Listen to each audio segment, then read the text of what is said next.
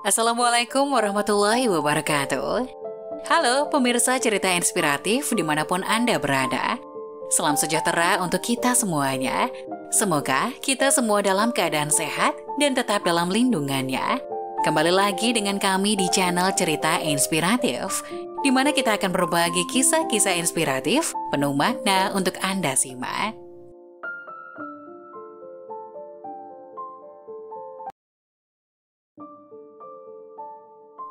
Mayat wanita ini dipenuhi lintah, mata terbelalak dan lidah menjulur. Suaminya cerita begini. Jamilah, bukan nama sebenarnya, adalah istri dari Pak Husnin. Ia adalah perempuan yang cantik jelita, mereka sudah dikaruniai beberapa anak. Walaupun sudah memiliki anak, istri Husin yang mempunyai bentuk tubuh yang menarik dan pintar berdandan ini ternyata suka berbuat curang. Ia ternyata sering memperoleh uang dari hasil berjualan kecil-kecilan, yaitu menjual beras selundupan dari negeri Gajah Putih, Thailand. Ini dilakukannya untuk membantu suaminya yang hanya seorang petani. Saat itu, aktivitas penyelundupan beras tidak dikawal oleh pemerintah seperti saat ini, sehingga beberapa wanita ramai-ramai ikut berjualan beras selundupan dari Thailand. Husin, suami Jamilah yang telah berumur 50 tahun pun merestui pekerjaan istrinya. Husin juga terlihat tak selincah istrinya. Ia berjiwa lembut serta menurut apa saja istrinya tanpa ada banyak bantahan.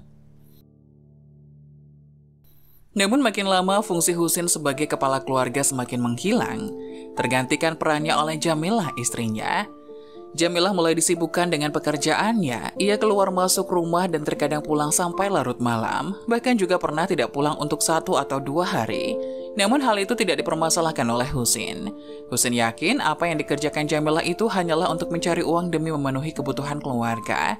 Banyak warga kampungnya yang ikut menjual beras selundupan Thailand tersebut, namun hanya sekedar untuk memenuhi kebutuhan hidup keluarga saja. Beda dengan Jamilah, ia sampai bisa membeli gelang serta kalung emas yang banyak seperti yang melekat pada tubuhnya. Orang-orang pun mulai ramai membicarakan kesuksesannya, hingga banyak yang ingin tahu bagaimana cara ia berbisnis sehingga bisa berhasil dan bisa membeli banyak perhiasan. Sejak saat itu banyak yang ingin tahu gerak-gerik Jamilah dalam bekerja, hal ini tanpa diketahui oleh Jamilah sama sekali. Awal mula rahasia Jamilah terbongkar saat pihak imigran Thailand melakukan kontrol terhadap sembako. Beberapa orang tertangkap karena mencoba memasukkan beras selundupan asal Thailand termasuk yang ditangkap itu Jamilah. Tapi sesudah beberapa jam, Jamilah justru dilepaskan oleh pihak imigran Thailand dengan muka senyum beserta beras selundupannya yang juga berhasil dibawa ke Malaysia. Sedangkan orang lain yang tertangkap dengan terpaksa harus membayar denda yang begitu besar dan beras yang mereka selundupkan pun disita petugas. Sikap tak senang ditunjukkan para penyelundup lain. Mereka bertanya-tanya kenapa Jamilah bisa lepas sedangkan mereka mengalami nasib yang sebaliknya. Suatu hari baru mereka mengetahui rupanya Jamilah sudah memberi suap dengan pegawai bea cukai Thailand. Jamilah rela tidur dengan pegawai tersebut. Perbuatan itu bukanlah sekali 2 kali, bahkan juga sudah sering terjadi setiap saat agar bisa lolos dari tahanan bea cukai Thailand di perbatasan. Selang beberapa hari tersiar kabar bahwa Jamilah juga punya bisnis sambilan saat berada di Thailand. Ternyata Jamilah menjual dirinya sebagai pemuas birahi pria Thailand. Jadi wajar jika Jamilah bisa mendapatkan uang yang banyak dan membeli emas yang banyak. Cerita tentang Jamilah ini akhirnya sampai juga ke warga sekitar rumahnya, hingga orang tak heran dengan kemewahan yang dimilikinya. Warga kampung pun mulai jijik terhadap Jamilah karena melakukan perbuatan yang keji tersebut demi semua kemewahan dunia. Husin, sang suami, juga sudah diberitahu tentang sifat Jamilah, tapi ia awalnya tak yakin dengan kabar tersebut. Husin hanya bisa berserah diri pada Allah untuk membuktikan istrinya selingkuh. Ia bahkan tak punya cukup bukti dan tidak melihat dengan mata kepalanya sendiri. Selang 1 tahun kemudian, Jamilah dikabarkan terserang sakit kepala dan demam. Semakin hari, sakitnya semakin parah hingga mendekati ajalnya. Pada saat sakaratul maut, ia bahkan menggonggong seperti anjing, lebih kurang 10 kali sebelum meninggal dunia. Jamilah meninggal dalam kondisi yang mengerikan. Matanya terbelalak dan lidahnya menjulur keluar. Tubuh Jamilah juga mengeluarkan bau tak sedap seperti bangkai, padahal baru beberapa jam ia meninggal. Sanak keluarga yang menyaksikannya pun ikut merasa aneh atas perilaku Jamilah yang menggonggong seperti anjing sebelum kematiannya. Saat dikafankan, liang lahat untuk Jamilah pun diukur dan digali hingga tibalah waktu untuk Jamilah dimakamkan. Saat jenazah Jamilah dimasukkan ke liang lahat, mendadak ukuran lubang kuburan dikabarkan mengecil.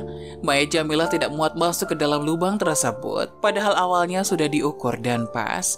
Kejadian itu terulang sampai 3 kali tapi masih kurang panjang juga, hingga akhirnya jenazah Jamilah dipaksakan supaya bisa masuk ke dalam liang kuburnya. Saat selesai prosesi pemakaman, pihak keluarga dan warga pun pulang. Husin sempat membuat sertifikat kematian Jamilah dan membutuhkan KTP sang istri usai pemakaman. Setelah ditanya kepada anaknya, ternyata KTP Jamilah terjatuh ke dalam lubang kuburan saat anaknya turun ke dalam liang lahat. Jamilah dan KTP tersebut ikut terkubur bersama jenazah Jamilah. Husin pun emosi dan memarahi anak perempuannya hingga dengan sangat terpaksa memanggil penggali kubur untuk kembali membongkar kuburan. Baru saja kuburan akan digali, alangkah terkejutnya sebagian orang termasuk Husin melihat jenazah Jamilah sudah dipenuhi oleh seekor hewan seperti lintah, namun memiliki taring yang menggigit tubuh jenazah Jamilah. Husin lalu membuang lintah tersebut, namun setiap kali dibuang, lintah yang lain keluar dan kembali menggigit tubuh Jamilah. Kemudian dengan sangat terpaksa tubuh Jamilah dibaringkan hingga tangan bisa masuk. Husin bisa masuk di dalam kain kafan untuk mengambil KTP yang melekat di dalamnya. Sekali lagi, keanehan terjadi. Ternyata ada ribuan ekor ulat seperti lintah yang bertaring yang ada di bawah jenazah itu. Secepatnya jenazah ditimbun kembali setelah berhasil mengambil kartu identitas tersebut. Tak dapat dibayangkan apa yang sesungguhnya yang terjadi yang Allah tunjukkan atas kejadian itu.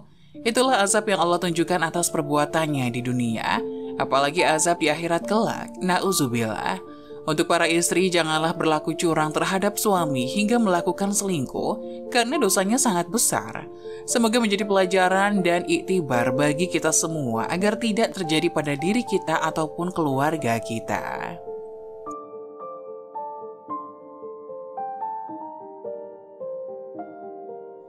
Kisah nyata Mati Suri hampir mendapat azab pedih karena perbuatan ini di dunia.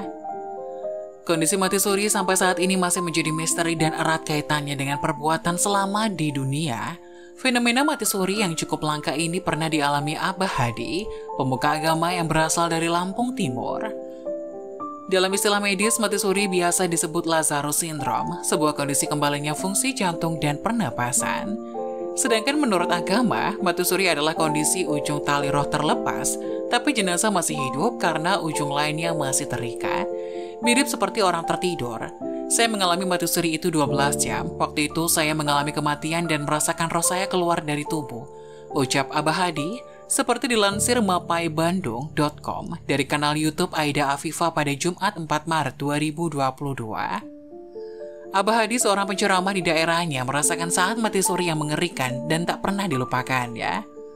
Narasumber dapat merasakan dirinya tengah dimandikan, dikafani, disolatkan, dimasukkan ke dalam keranda, digotong sampai pemakaman hingga kemudian dikubur. Peristiwa tersebut sangat nyata betul. Setelah jasad dikubur, saya mengalami kejadian yang sangat-sangat menegangkan dan menakutkan, tutur Abah Hadi. Menurut pengakuannya, saat di alam kubur, ia mengalami berbagai kejadian menakutkan yang tak pernah ia bayangkan sebelumnya. Saat saya menunggu malaikat mungkar nakir, itulah rasa yang sangat luar biasa.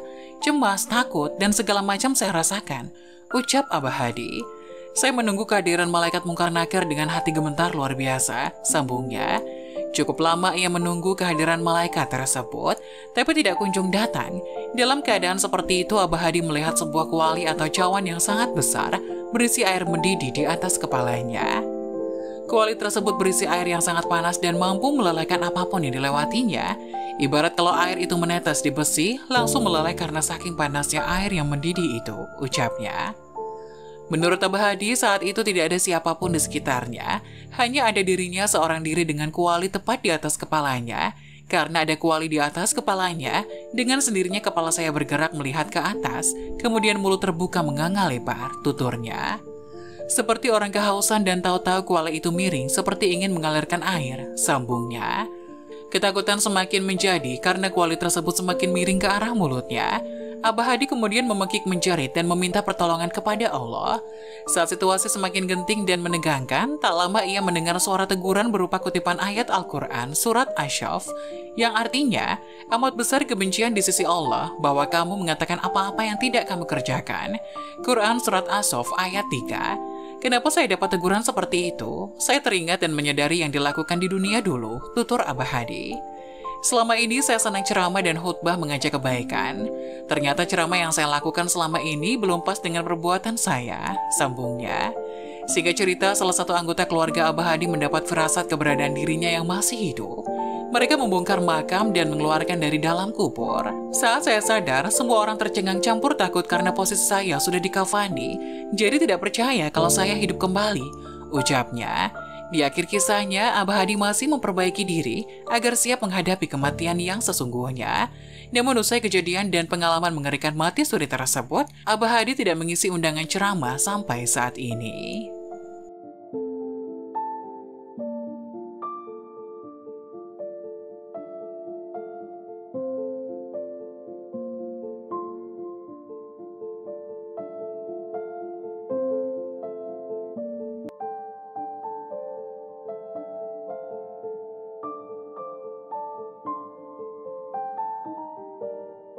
Jangan lupa tulis pendapat kalian di kolom komentar ya. Wassalamualaikum warahmatullahi wabarakatuh.